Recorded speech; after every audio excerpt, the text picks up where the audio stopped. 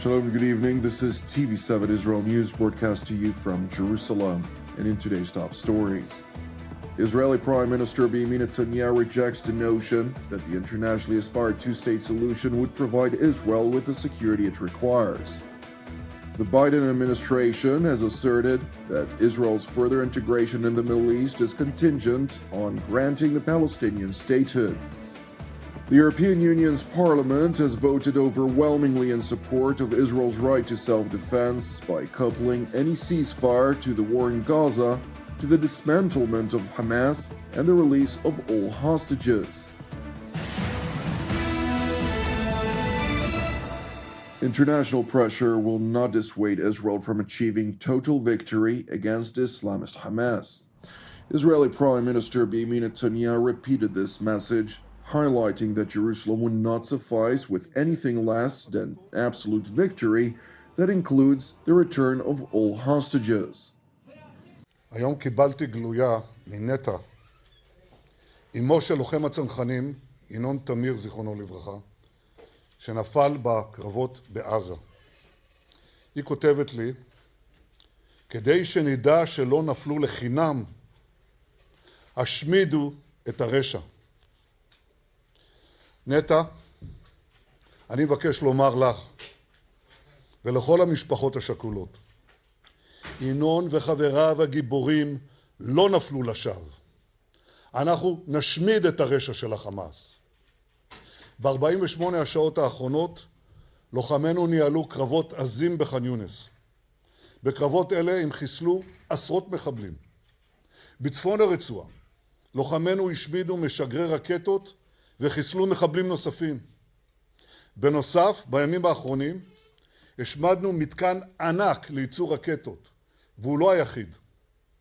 בניגוד למה שאומרים, המלחמה נמשכת בכל החזיתות, והמלחמה תימשך בכל החזיתות, עד להשגת כל המטרות שהצבנו. זאת ההנחיה שלי, זאת ההנחיה של הדרג המדיני לדרג הצבאי. זאת ההנחיה של ממשלת ישראל לצה"ל ולכל זרועות הביטחון, והם מבצעים ויבצעו את המוטל עליהם. The Israeli Prime Minister went on to stress that achieving Jerusalem's objectives for the war, irrespective of international wishful thinking, will take an extensive period of time. עכשיו אני אומר בפשטות, ביושר, הניצחון ייקח עוד חודשים ארוכים, אבל אנחנו נחושים להשיגו. ויש עוד אבל מאוד קשה. בזמן שלוחמינו מחרפים את נפשם כדי להשלים את הניצחון על החמאס, אני שומע קולות אחרים שמנסים לרפות את ידיהם. יש מי שטוענים באולפנים, אי אפשר לנצח. אני דוחה זאת על הסף. ישראל בהנהגתי לא תתפשר על פחות מניצחון מוחלט על החמאס. ואנחנו מנצחים. אני אומר זאת שוב, כדי שאיש לא יטיל ספק. אנחנו חותרים לניצחון מוחלט. לא רק להכות בחמאס, לא רק לפגוע בחמאס, לא עוד סבב עם החמאס, ניצחון מוחלט על החמאס. אנחנו נמשיך להילחם בכל העוצמה, עד שנשיג את כל מטרותינו. השבת כל חטופינו, ואני אומר, רק המשך הלחץ הצבאי יביא לשחרורם, חיסול החמאס והבטחה שעזה לא תהווה יותר איום על ישראל. שלא יהיה בה שום גורם שמחנך לטרור, מממן טרור, משלח טרור נגדנו. Following his address in a Q&A session with the Israeli press, the Prime Minister went on to push back on international calls for a two-state solution, as they seem to somehow think it may constitute a revitalized magic formula that would guarantee Israel's security in the face of regional threats to the Jewish state. הסכסוך הזה הוא לא על היעדר מדינה פלסטינית, אלא קיומה של מדינה יהודית. ולכן אני מבהיר, בכל הסדר בעתיד הנראה לעין, עם הסדר, בלי הסדר, מדינת ישראל חייבת לשלוט ביטחונית על כל השטח מערבית לירדן. זה תנאי הכרחי, וזה מתנגש עם רעיון הריבונות, מה לעשות? את האמת הזאת אני אומר לידידינו האמריקנים, ואני גם בלמתי את הניסיון לכפות עלינו מציאות שתפגע בביטחון ישראל. ראש ממשלה בישראל צריך להיות מסוגל להגיד לא גם לטובי הידידים שלנו, להגיד לא כשצריך ולהגיד כן שאפשר. Netanyahu's remark about Palestinian statehood was made in response to a global initiative which is seemingly spearheaded by the Biden administration and is subject to mounting pressure by both regional and global actors. We do believe that this conflict, as all conflicts do, will end at some point, and that there needs to be a political path forward for the establishment of a Palestinian state. That is the only way, not just to answer the legitimate hopes, dreams, aspirations of the Palestinian people, but it is also, and this is critical, the only way to provide lasting security for the Israeli people. The State Department spokesman went on to insinuate that without fundamental Israeli concessions, irrespective of reality on the ground in both Israel and the Palestinian-held territories in both the Gaza Strip and the West Bank districts of Judea, Samaria, and the Jordan Valley, regional integration of the Jewish state would be rendered highly unlikely. We have seen the government of Israel want to engage with its neighbors. You've seen the government of Israel normalize relationships with a number of its neighbors already, and it wants to pursue further integration. It wants to obviously normalize relations with Saudi Arabia, and we had been making progress on that and believe that progress is still possible to normalize relations between Israel and Saudi Arabia. But the point that we have made to Israel is that to achieve those goals, to provide security assurances for Israel, it's going to take Israel making some tough choices as well. It is important to know that the United States Congress remains unwavering in support for the State of Israel. U.S. lawmakers joined the Speaker of the House, Mike Johnson, for a vigil on the steps of Capitol Hill in support of the hostages, including a number of American citizens who are currently held by the murderous Hamas in the Gaza Strip. We're here again because there are still Americans and Israelis who have not spoken to their families for 103 days. Some of those families are here with us today. They're standing with us. We're here because Hamas is still terrorizing the Jewish people and threatening the state of Israel. As we continue our work to counter anti-Semitism at home and abroad, we must continue to speak the truth about what Hamas did on October 7th. In the aftermath of the attacks, we've heard shocking details about the widespread unspeakable violence that Hamas terrorists committed against innocent civilians.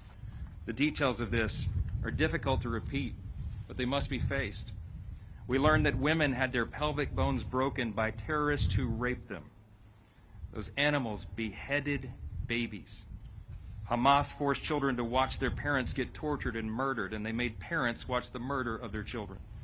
They savagely aimed their weapons at Jewish women's genitals and fired mercilessly. This attack, the first of its kind since the Holocaust, came because of anti-Jewish hatred, and it is our duty to call out this evil.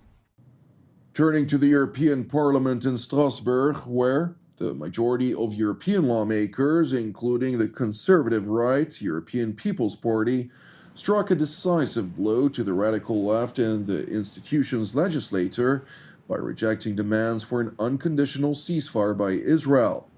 Instead, the conservative EPP political group pushed through a resolution coupling any demands for an Israeli ceasefire to the dismantlement of Hamas and the return of all Israeli hostages, a resolution that secured a staggering 312 lawmakers in support versus a mere 131 votes against. As nobody can turn a blind eye to the losses of human life in Gaza and the humanitarian challenge faced by the Palestinian people.